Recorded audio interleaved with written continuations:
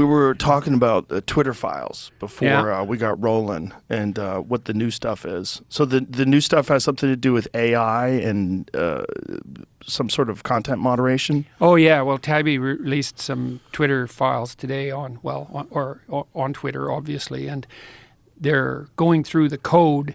Now, I don't understand the technical details, but you don't exactly know when you see the output of a code-generated system exactly what rules it's using to sort the information. I suppose that's the equivalent of shadow banning, and there was apparently all sorts of directives built into the code to amplify certain kinds of messages and de-amplify others. And so apparently Musk is doing what he can to clean that up. Ruben reported that the other day.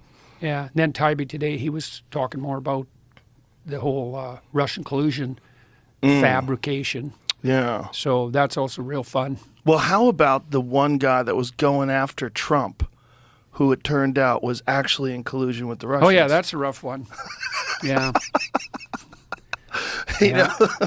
Yeah. Well, the best defense is a good offense, and so I guess. Yeah, I guess. I know. But We're in a it's crazy just like, world. why would anybody not think that was going to come around to get them?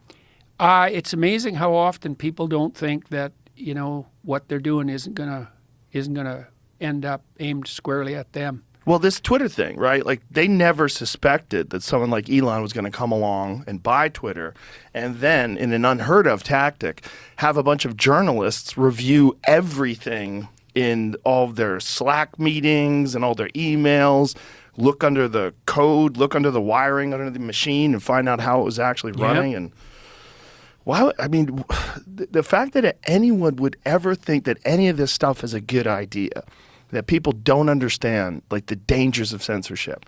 They don't understand where this leads to. Yeah, well, we're seeing a little bit of that emerge on the right now, which is kind of frightening to me. So I'm an admirer in many ways of what's going on in Florida, with DeSantis. But him and Rufo, who I also think has got a bit of a clue, are trying to, what would you say, limit or even ban critical race theory. And the problem with that is you can't define it, right? Right. So how do you control something you can't define? And the answer is you battle it out on the battleground of ideas. Because as soon as you start to try to define it and then try to censor it, well, first of all, that's just going to grow because that's how those things work. Like where does critical race theory shade into Marxism? Well, who the hell knows? Where does Marxism shade into socialism? Well, that's an even harder question. Then where does socialism shade into, just being on the side of the working class? Well, all that's fuzzy beyond belief. And so once you get to the point where the government has to step in and regulate, say, what education systems are doing, you're already in deep trouble. And because I don't see how it can really be done. Because I can't define critical race theory. More or less you can get some sense of the cloud of ideas that's associated with it. But trying to draw the lines, how are you going to do that? And then, of course, you enable, inevitably, no matter what your goal is to begin with, you're going to control a certain form, let's say, of pathological communication, misinformation. That's just going to play into the hands of people who like to censor, and that's just as likely on the right as it is on the left. So, no, it's a real dangerous game. Is the problem, like, the term critical race theory it's open to interpretation? Yeah, well, it's often even hard, except in retrospect, to understand a lot of what these things actually are, because new clouds of ideas emerge and they kind of have an animating spirit and they have a set of associated, what would you say, presumptions, and you can often only see what that is in retrospect. It took me a long time to understand whatever existentialism was enough to sort of define it, phenomenology, these different schools of thought that occupied the thoughts of psychological investigators over a couple of centuries, postmodernism, modernism.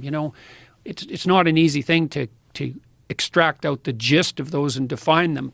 Plus, as I said, they have very fuzzy boundaries. So, well, what I saw with DeSantis was he had a concern that it wasn't just black history that they were putting into this critical race theory, but that he saw that there was queer theory, which was in this thing that they were teaching in school. And like, how does that have anything to do with black history? Like, why is queer theory inserted into that? I think the way those are linked is essentially through what you might regard as well, it's an implicit Marxism, but it's even deeper than Marxism. So if you're a Marxist, you have a heuristic that simplifies the world, and that heuristic is that you can understand any social relationship from an intimate relationship all the way up to the state by just dividing the parties, let's call them the narrative partners in a discussion or an interaction, into those who are oppressed and victimized and those who are taking advantage of them and profiting. That's basic Marxist theory of economics. And there's obviously some truth in that, because when systems become corrupt, that's how they operate, right? It's exploitation and victimization. And every system tends towards corruption. And if your eyes are open a little bit, or if you've moved from naivety to cynicism, then you can see every interaction as a power dynamic. And then that drives, as soon as you have that established, that idea that the basic relationship is one of power, well, then you can see, well, there's no difference between what's happened to queer people in relationship to those in power and what's happened to black people in relationship to those in power. But it's united by that underlying, that's why I always make a case for the domination of something like postmodernism and Marxism. I've been criticized for that, but I think it's an accurate association. The postmodernists figured out, and they were right about this, that we see the world through a story.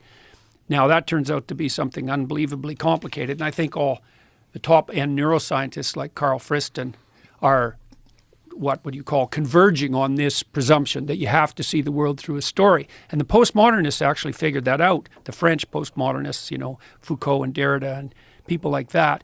But then they did something that was a sleight of hand, and this all happened in the 1970s. They said, well, we have to see the world through a story, and even if you're a scientist, you're not exactly objective because there's a narrative driving your work that you might be unaware of. That's your implicit narrative. That's what might be implicitly biasing you.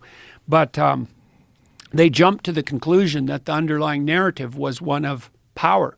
It's basically that all human relationships are predicated on power. And, there isn't a more cynical viewpoint than that. And it's easy to take apart, if you think about it for a moment in a practical sense. If your marriage is just based on power, first of all, it's an unpleasant place because it's tyrant and slave. And second, good luck with that, because people aren't that easy to tyrannize, maybe you have a willing slave in your wife, but I doubt it. If you're just trying to play power games with her, she's going to fight back with everything she's got. And then if you have friends, it's like, that's a relationship of mutual exploitation, is it? Then you're just a bully with henchmen, and they're going to stab you in the back the first chance they get.